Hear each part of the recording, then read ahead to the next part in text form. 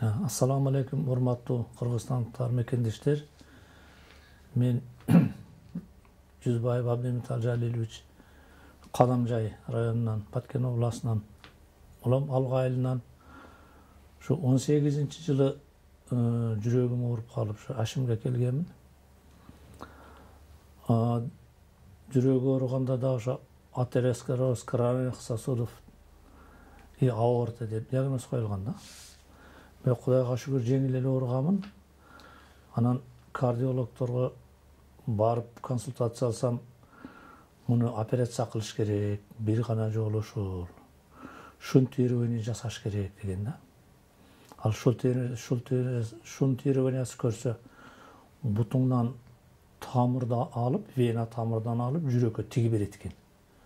Ал эмнеге тиги берет экен десе, көрсө жүрөктүн кан тамырларыга тромбтор туруп калып, кан өтпөй калат экен. Же болбосо кыйынчылык менен өтөт экен дагы. Натыйжада да жүрөктүн булчуңдары азыксыз калат экен дагы, анан ошондон инфаркт пайда болот экен. Себеби жүрөктүн булчуңдары азыксыз калганда жанагы уу иштеп чыгат экен.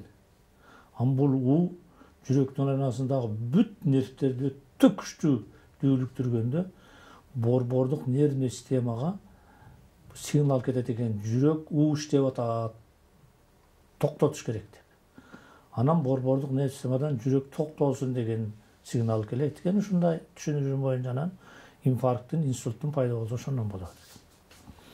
Баягы тромбтун чогулуп, тромб туруп калганы кан тамыры ошого алып келет экен да.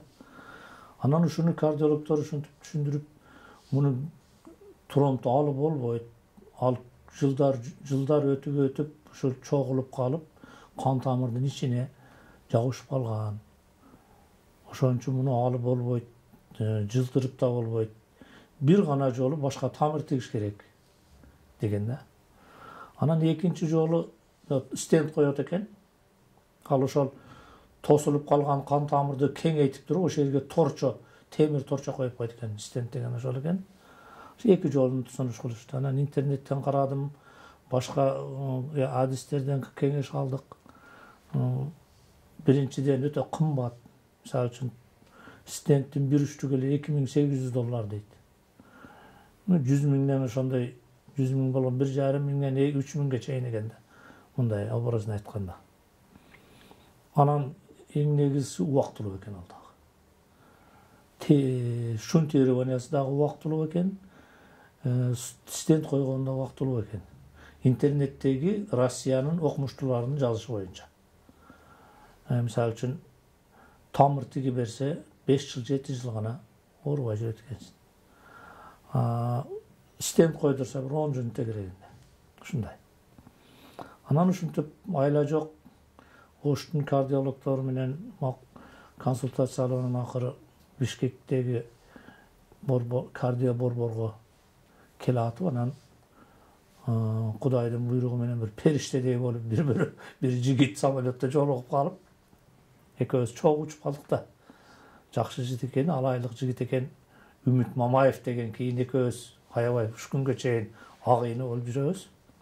Мен ал жигитти эч качан унутпайм го деп ойлойм. Анан ушу киши айтты, ушул Хашим Зайналиевдин адресин берди да.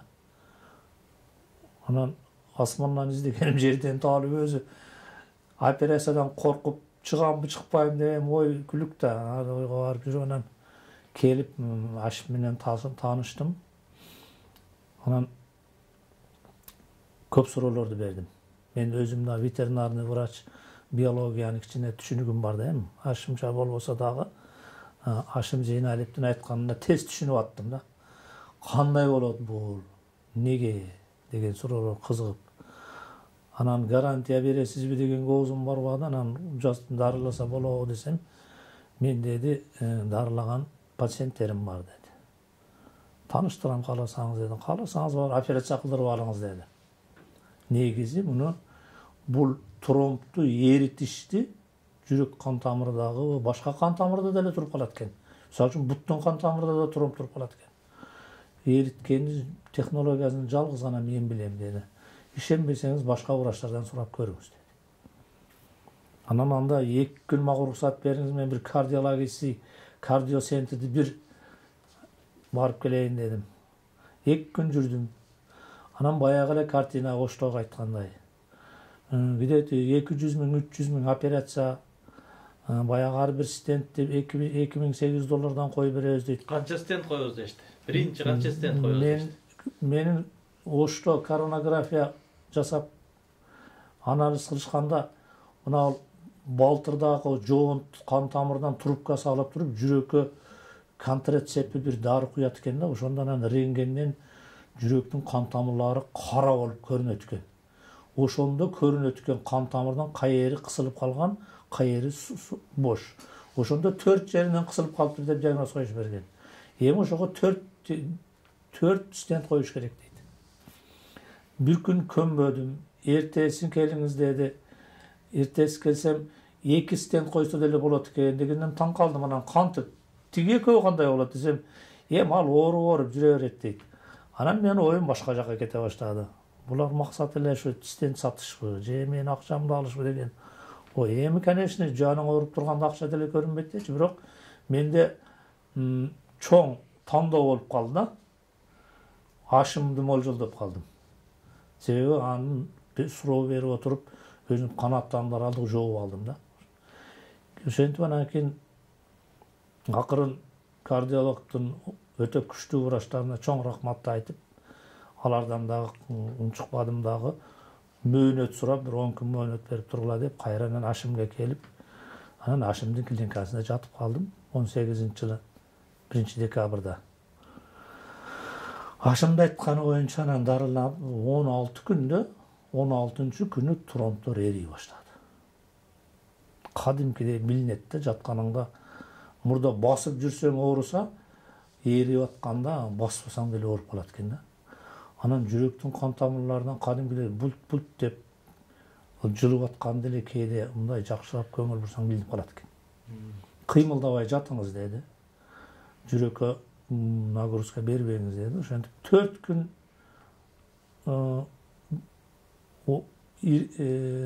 тромб эрип атат деп 4 күн кыймылдатпай кармады. Кийин анан уруксат берди. Мына ошондон кийин кан тамырдагы эмес, аортадагы баягы атеросклероз деген билем, кан тамырдын ички калыңдап кеткен какачтар бар го, ошолор да эритет экен да. Бул Ашимдин берген кадимкидей огороддон алган чөптөрдөн жасаган эритмелери бул чоң спектр менен кетет экен. Бүт кан тамырды тазалап кетет окшойт. Ушундай таасир калтырды менде. Ошентип анан Кудайдын буйругу менен Ашимдин себепчилиги менен 4 күн эриди. 4 күндөн кийин Ашимди СИЗОго тургузуп койду. Ошо бойдон менин эсебимде где-то 80% тазаланып, 20% калып калдаган, айла жок. Үйгө кеттик. Кийин анан кайра келип, мына кече жакында дагы 1 ай жатып дарыландым. Баягы кийинки ишке каржайт болуп, турмуш деген бар, жумуш деген бар. Ошентип анан азыр мына Кудайга шүгүр мурдагыдай эң негизгиси операция болуп ичим жарылган жок. Экинчи жагы буйруса ушул тамактанууну ордуна коюп, тартип менен тамактанып жүрсөң, түбөлүккө тромбтон кутулдум деп калдым да. Жанагы медициналык жол менен убактылуу эмес.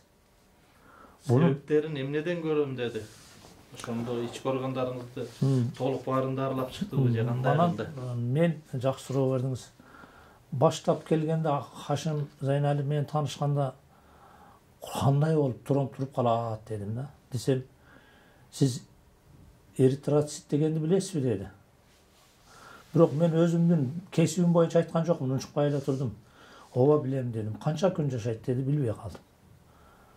120 күн жашайт эритроцит деди. Бул деген кандын ичиндеги жанагы кычкылтек ташыган кызыл клетка да, канды кызартып турган.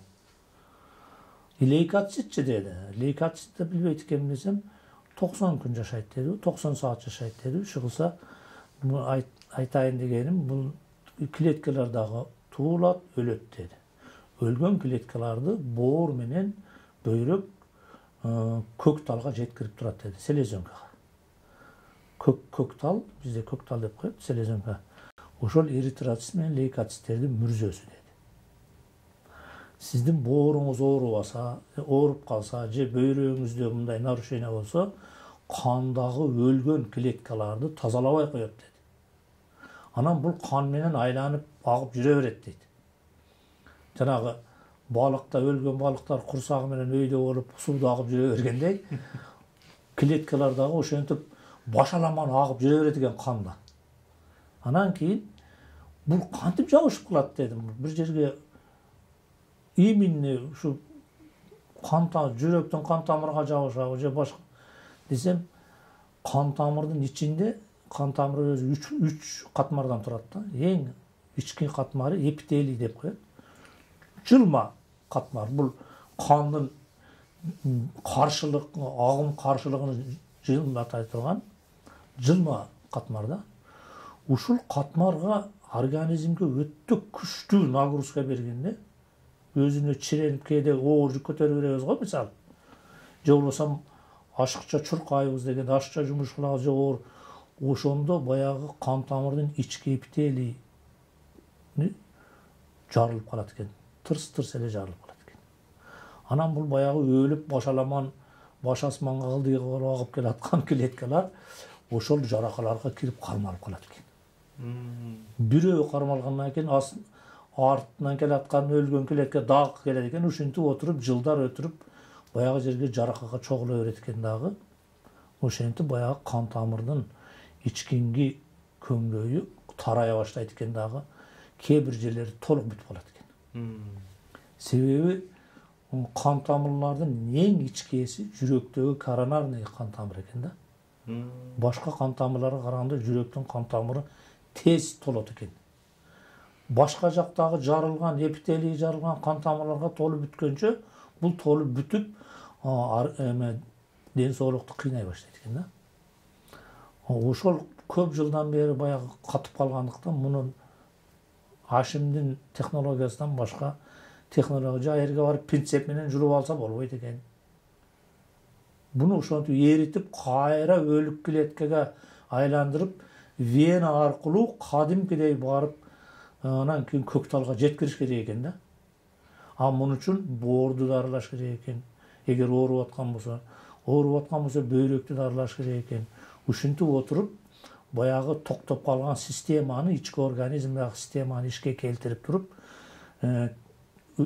тромбту жанагы какаш деп коебуз, какашты эритип, аны кайра агызып, канда кайра боорго алып келип, бөйрөккө алып келип туруп, анан көк талга жеткирип коет экен. Ушундай система менен тазалайт экен. Мен чындыгында мына 60ка кирген болсом, акыркы жылдары ушу тромбту, какашты эритет экенди уккан эмесмин да. Жалгыз ушу Хашим Зейналиевден уктум.